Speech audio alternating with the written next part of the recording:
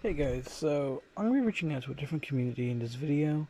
I've been playing Brave Frontier since its release in 2013, and I've never really done anything on it in terms of a video, so I figured I'd record my final run versus Kranos hard mode to finally get my Luminous core. This is obviously not reaching out to my usual audience of the Yu-Gi-Oh community, so if this doesn't interest you, it's okay. This is not going to be a permanent thing. This is just a quick thing to help you guys find interest in this thing that I find interesting. Obviously, this game is not free to play at all.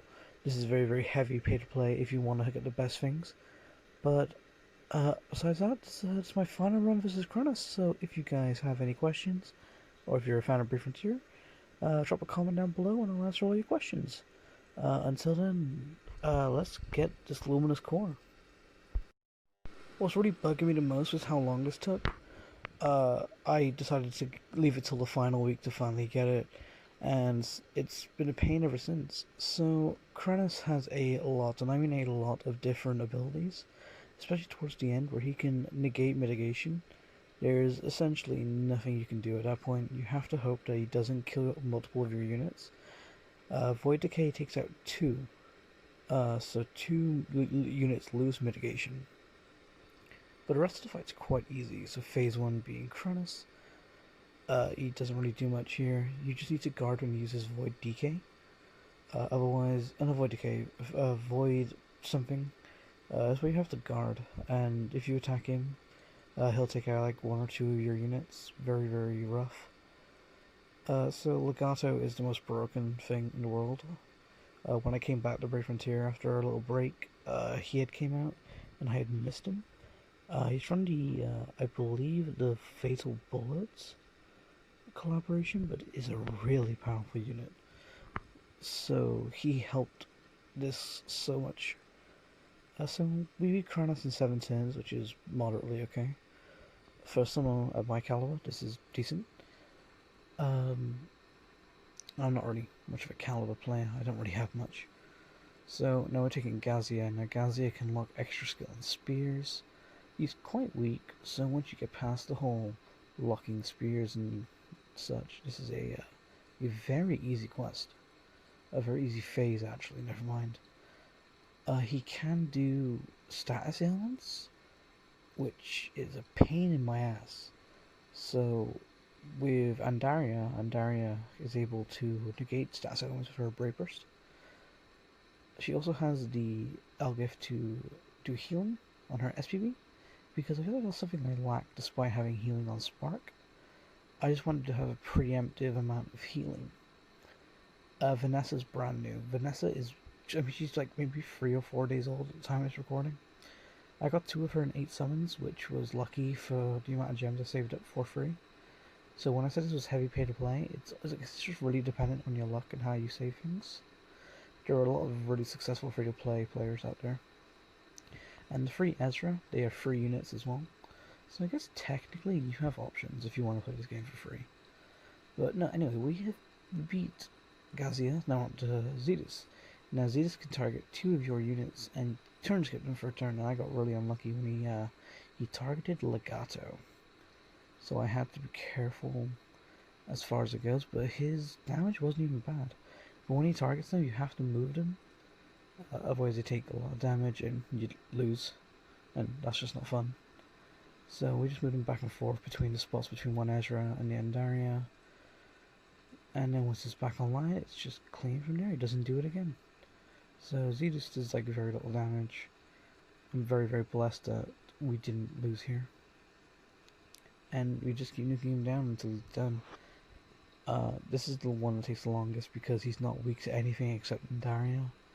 And Andaria doesn't really do too much on her own, especially with the role she's been given for this fight. I had to speed it up so much because this took me about 28 minutes to beat. My first time reading it took me like 45 because I had to use a guide, and that wasn't fun. So the next fight is the Summoner. This is actually your character, but technically it's not. I don't exactly know why this character was put in here except for maybe for anniversary purposes. It doesn't make any sense to me, but this Summoner fight has 3 phases. The first fight has no shield. The second fight has a non-elemental shield, which you have to kill, like, quick. Otherwise, he does a charged attack and then an OTK, ignoring mitigation and Angel Idol.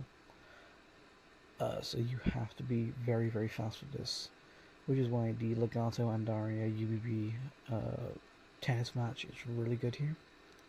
You have to be able to do this properly. So the third phase, you have to kill. I was thinking, because in the third phase, he will turn skip the middle units for I think 5 turns. So if you're gonna do it, you have to decide who you want to turn skip. And I was very, very firm that one Ezra and Vanessa can definitely get turn skipped. There's no problem here at all. As long as I have Andaria and 2 of my Ezra up, I can do enough damage to try and nuke him down, ready for the third. Oh, sorry, the final phase, which is Kranis. Again, and then that's it. That's basically just the end of the fight once we beat Kranis. So we beat the Summoner, and here comes Kranis, saying it cannot end like this one. Unfortunately, buddy, it can.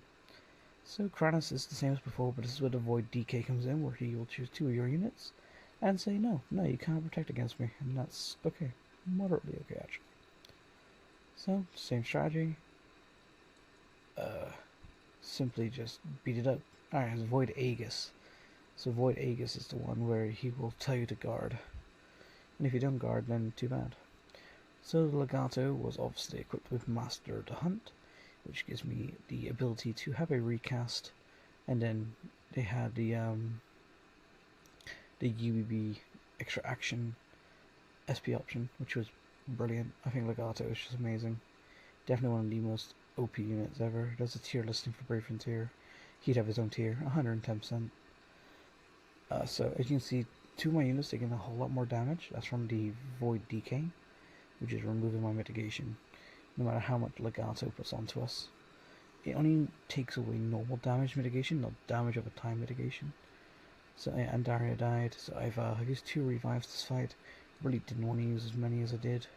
I wanted to go for a really clean run for my last one, but I really can't complain here. So it's getting closer towards the end, and yeah, this was a really, really good event. The anniversary was so fun. Definitely know that Brave Frontier is taking a really good route now. There's been a lot of times where I was doubting it, and I thought it was so bad, but I completely lost track of what I loved the most, and that was being able to play this game with such an amazing community. But you know, 36 turns in, and we've beat Kranis. Very, very happy with the results. So let's get this final piece of the memory fragment, and we can 110% say I will never have to do this quest again. It's over. It's never going to be seen again. I'll just take it, and Luminous Core. God, I'm so glad they don't take away the Chaos Core from us. That would be dreadful. I love having both. That screenshot's going to go to my guild. Shout out to Ambition. Shout out to Airscape. You guys have pushed me to be my best. And with that, guys, thank you guys so much for watching. If you like it, leave a like, comment, and subscribe, and I'll see you guys soon.